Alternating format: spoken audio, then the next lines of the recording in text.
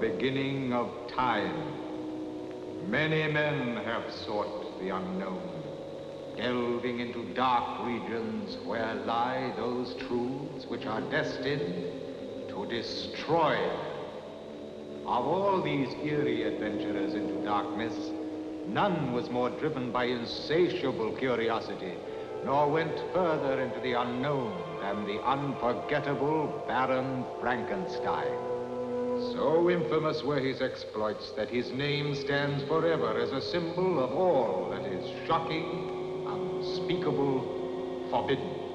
Thus, in our day, any story which chills the soul and freezes the blood is truly a tale of Frankenstein. Now join us in the mystery, the excitement, and the stimulation that comes when we tell a story so weird, so dark, so harrowing, that it deserves to be called one of the many tales of Frankenstein.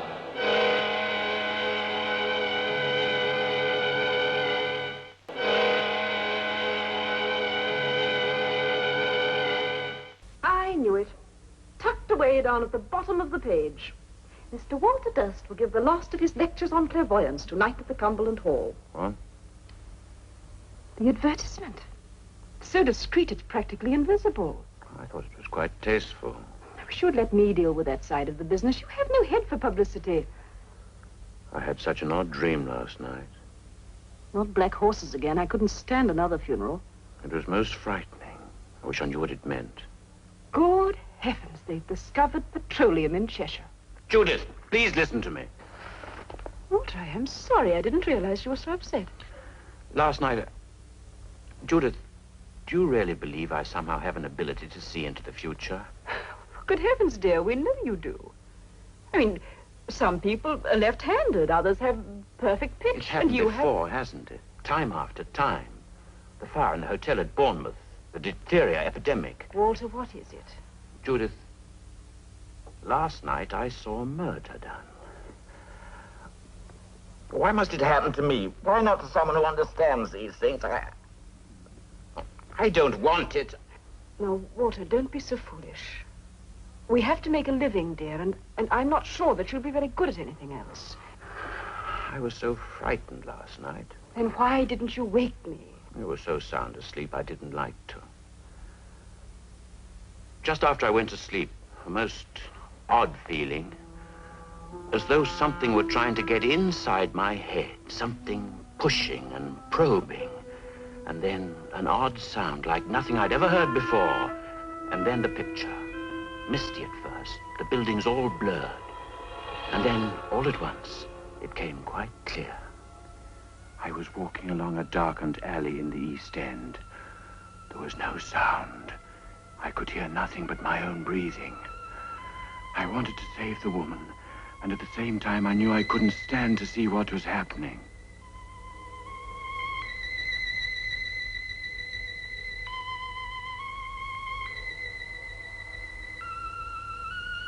Suddenly I found myself outside some horrible drinking house. I remember hearing the ticking of a clock.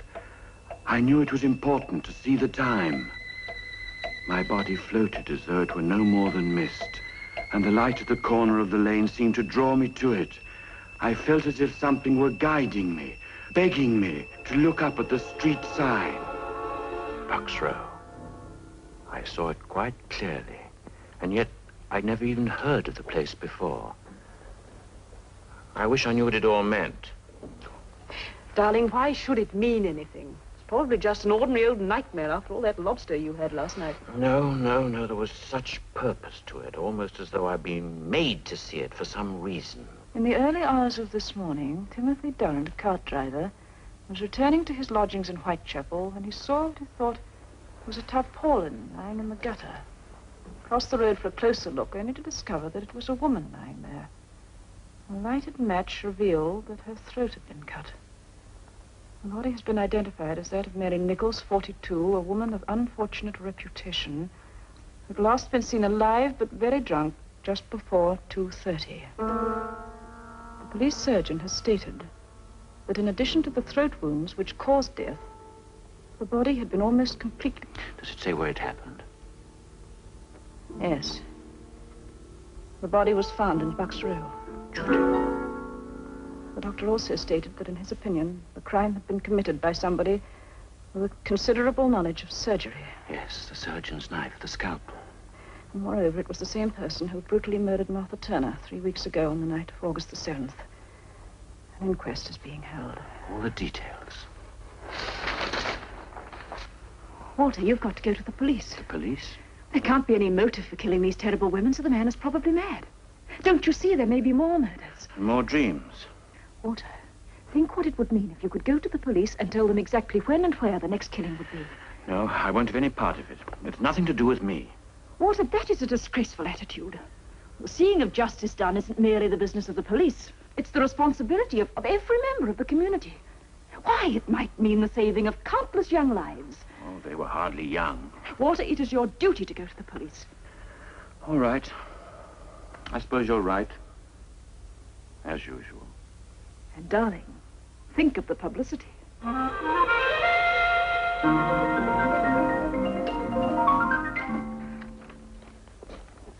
Yes, sir. Oh, good morning. I want to see someone about the Whitechapel murders. What connection? Well, it's rather a personal matter. I prefer to see whoever's in charge of the case. Right, a name, sir? Clairvoyant. Yes? You're new, aren't you? I beg your pardon? You haven't been in before. No. Well, Inspector McWilliam's in charge of the case. I'll tell him you're here. That's if you don't mind waiting a while. I mean, all those people A have... lot of money, sir. Brought them all out today. Gypsy Jim, One-Arm Nell, and the old lady with the crystal ball. She can tell us the identity of Jack the Ripper for a mere £50. Jack the Ripper? Well, that's what the newspapers have tagged him. Oh, we have them all, sir, especially on a case like this. But, Constable, I assure you I didn't come here because of any reward. Last night in a dream, I saw the exact circumstances of the Bucks Row murder. Several hours before it occurred. The time, the place, everything. Now, sir, you look a nice, sensible sort of gent. You know, the wife had the same trouble. Wake me up in the middle of the night, she would, just to tell me about these here dreams, so I got her some stuff called slumber pills. Only a cheap medicine, you know, but efficacious. Very efficacious. Never had any more trouble with her since. Thank you, Constable. I assure you will have no more trouble with me either. Good morning. Emily, don't lag behind. I wish to see someone about Jack the Ripper. My little girl has some information I know will prove invaluable. Have a seat, It Mother. happened yesterday afternoon during my usual Tuesday seance. Emily was in rapport with Liati, her little Aztec friend, when suddenly there was a swirl of orange ectoplasm. A ghastly grinning face appeared. Charlatans! Charlatans!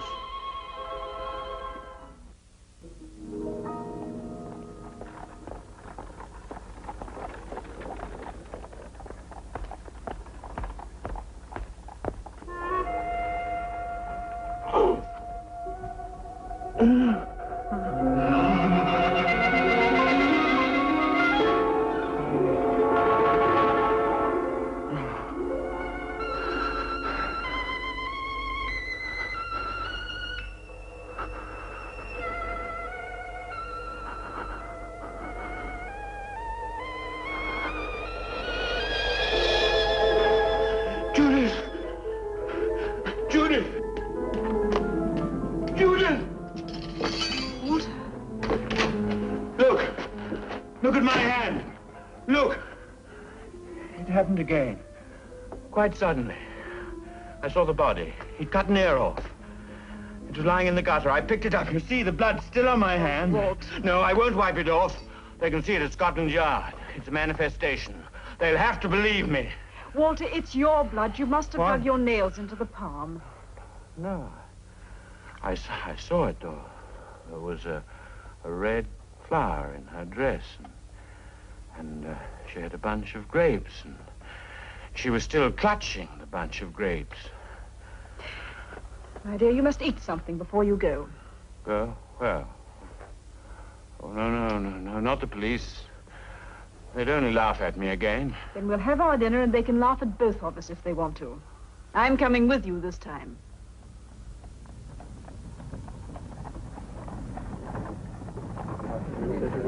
First, please, thank you. 2 pennies. Yes, madam. First, please. I think I've got some pennies. Change at Oxford Circus and take...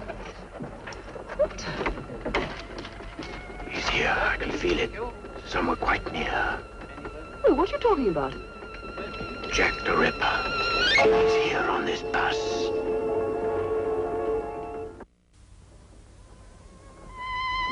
Jack the Ripper. He's here on this bus. Where? I don't know, but I can feel the vibrations. It's the same man, the man in the dream. Regent Spock. Walter, are you certain? Of course. Then we must do something. Try to find him. It's vanishing. It's fading away. Regent Spock. Walter, quickly. Oh, it's through to...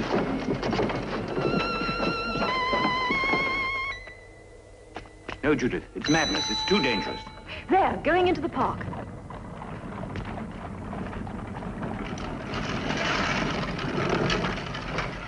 Walter, don't stop me. Which way did he go? I don't know. I can't feel it anymore. Well, try. Concentrate. You must. No use. He's gone. It just isn't there. Oh, he's so close. Well, I'm sorry. I couldn't help it. Besides, it would have been madness. Now, I think we ought to go and tell the police.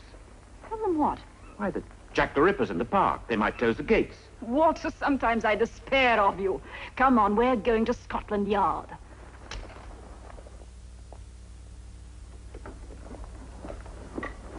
Oh, I didn't expect to see you here again, sir. I want to see Inspector McWilliam, isn't it? He's busy. We're trying to find someone called Jack the Ripper. Perhaps you've read about it. The constable. Walter, let me. Constable, today is the 30th September. It is? And it may be remembered as the day that Jack the Ripper committed his 4th murder. That is, if you just stand there and do nothing to prevent it. Ma'am, I have my orders, that's all. But please, you must let me see the inspector now. This afternoon, I had a vision of a murder that I know is going to take place tonight. You must understand, we can stop it, otherwise the blood will be on my hands as much as... Walter.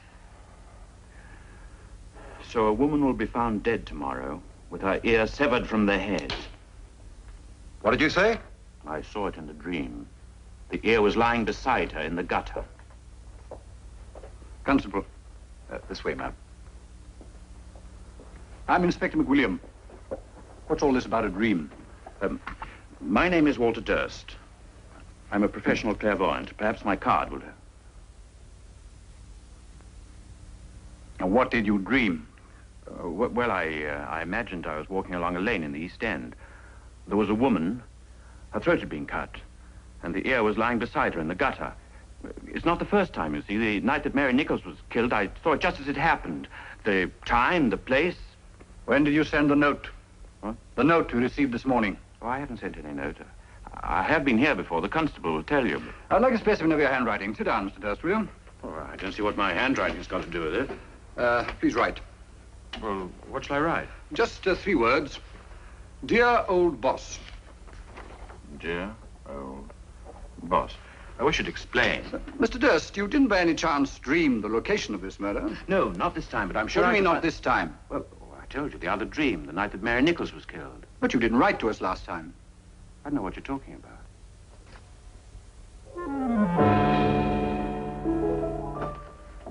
Then you must believe me, Inspector. I told you that I saw it. No one knew of this letter except the men in my office and the man who wrote the letter. Did you write this letter? No, I didn't write it. I didn't. Judith! Judith!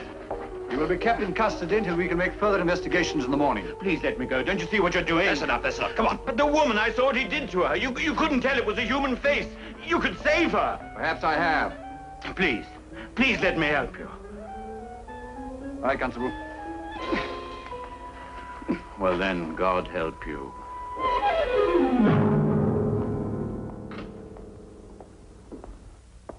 What time is it? Are you still awake? The time, please. They took my watch away. Oh, I don't know. It's a bit after 1. You better get some shut-eye. Not this night. Tell Inspector McWilliam to have a good night's rest. Tomorrow he may not sleep quite so easily.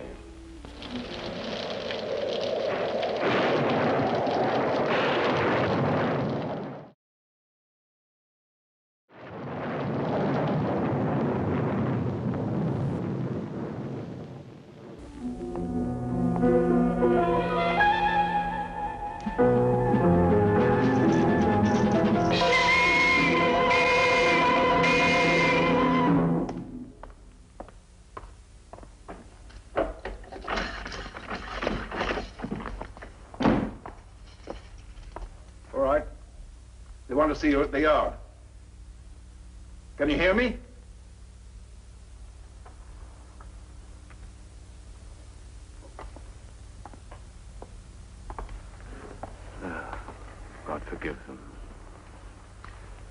Forgive them.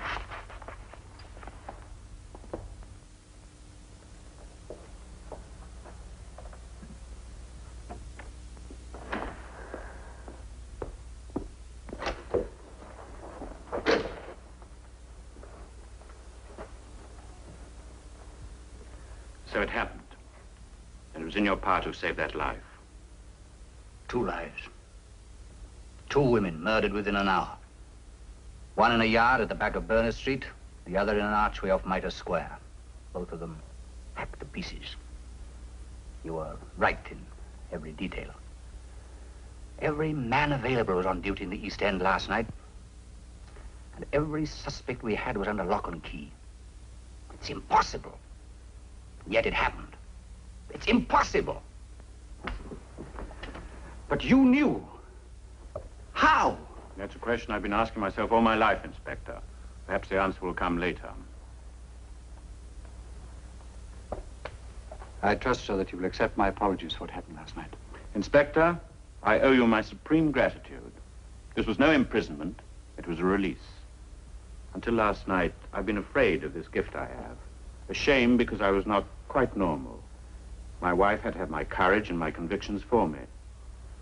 Now I know this power was given to me for a purpose. Respect must be paid to it, and to me. I wish to heaven I'd believed you last night. Should you dream again, of course I shall act immediately. We can act now. Walter, last night? No, this was no dream. But I can find Jack the Ripper, probably tonight. This time I shan't even ask how. Every policeman in London is at your disposal. And that won't be necessary. Shall we meet at my house at 7 o'clock? At 7.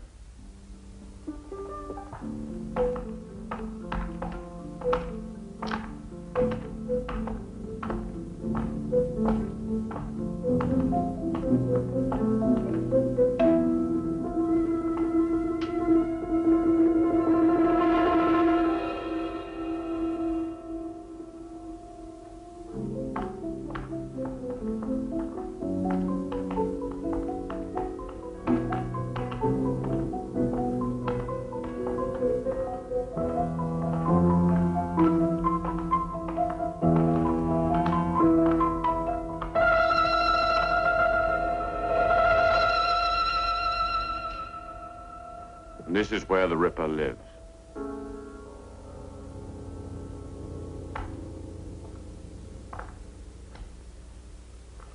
G.R. Willardon, FRCS. Do we knock? I don't know. I don't think we can wake them at this late hour. This is where he lives. It's incredible. A large house in Harley Street, FRCS. Fellow of the Royal College of Surgeons. Inspector, there's a dog lying at the foot of the stairs. Seems to be light on, sir.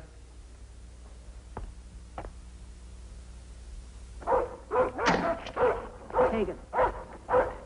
Hagen, be quiet. Stop barking.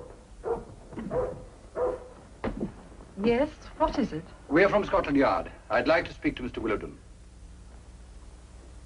Who is it? Mrs. Willardon? Yes? I'm Chief Inspector McWilliam, Mr. Durst. I'm sorry to disturb you so late, but we should like to ask you a few questions. I must ask you to leave. It is very late. Mrs. Willardon, this concerns the Whitechapel murders. It would be very easy for me to get a search warrant. The police? Mr. Willardon? No. My name is Hatherley. I'm Mrs. Willardon's doctor. May I ask the reason for this visit? I would like to see Mr. Willardon. That's impossible. Will you come into the library, gentlemen?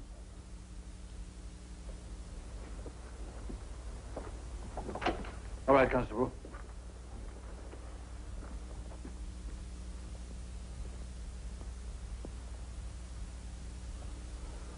The funeral is tomorrow. I'm sorry, Mrs. Willardon. When did this happen, Doctor? Cerebral hemorrhage late yesterday afternoon. You can understand why Mrs. Willardon is very distressed. I should like to see inside. Inspector, this is outrageous. I insist you take your men and leave this house instantly. Did you sign the death certificate, Doctor? I did. May I see it, please? It's not here. It's at my surgery. Why did you come here? We have reason to believe that your husband knew something about the Whitechapel murders. Why? I am not at liberty to say. You think he's Jack the Ripper? Mrs. Willardon, I'm here to ask questions, not make accusations. This is a strange... Did you notice anything unusual about your husband's behavior these last few weeks? Mr. Willardon has been ill I'm for some... talking to Mrs. Willardon. Will you please answer my question? You know, don't you? You know. Myra. Of course they know. Don't be such a fool. Why else would they have come here? They followed him. They saw the blood. Blood? Mrs. Willardon is hysterical, you understand? What blood? He was wearing his new coattails, wasn't he? I was standing on the stairs when he came in. The blood. All over his white waistcoat. Myra, I beg you. It doesn't matter now. I don't want the secret any longer. Why didn't you tell the police? He was my husband. I loved him very much once. He was so gentle then. Seems quite a long time ago when he had to give up the practice. It was terrible seeing the change in him. I wonder what made him do those things. One day I heard Pagan screaming down here in the library. He wasn't allowed in here at all. When I came in, he was sitting just over there, biting at his paw. There was a hatpin right through it. He used to love the dog so much, too. And there were the bats. You know that he paid boys off the street to catch bats for him. They'd bring them in a bag to the back door. I saw once what he did with them. He dipped them in paraffin and lit them so that he could see the poor burning things go flapping round his head, and he'd clap his hands and laugh like a child. Then at night, he began to go out.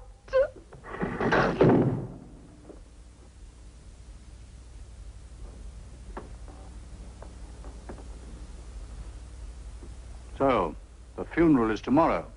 Yes, to all intents and purposes. The obituary notice has appeared in the Times, and a few relatives have been invited to a simple service in the morning. Where is he, Doctor?